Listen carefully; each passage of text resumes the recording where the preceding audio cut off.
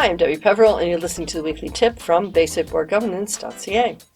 Today I'm talking about purchasing policies and conflict of interest. So if you've been following, I've been talking about conflict of interest examples for a while. I think it's helpful for people to see how it works in an example rather than just in a policy manual. So many groups that I've dealt with have a policy that says you have to get 3 quotes for anything you buy, and you have to pick the lowest one.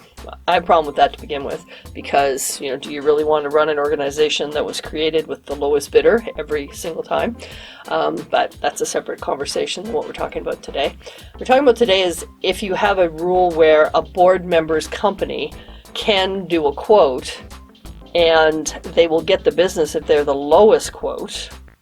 I have a lot of trouble with that, because I think most people would assume that the board member could have the lowest quote because they're going to know what everybody else quoted anyway because they're on the board. So how hard would it be for them to have the lowest quote?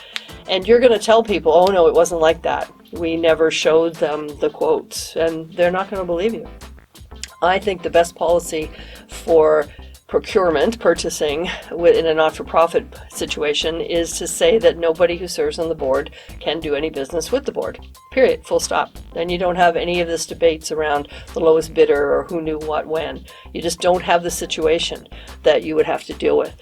Recognize that you're always going to have to explain your policies to stakeholders. And I think that if you've got a policy that is really clear, it's going to be a lot easier for people to get the feeling that you guys are doing things the right way. So the policy that says no board member can ever do business with this organization is very clear policy, and you're not going to have any trouble explaining that to a stakeholder.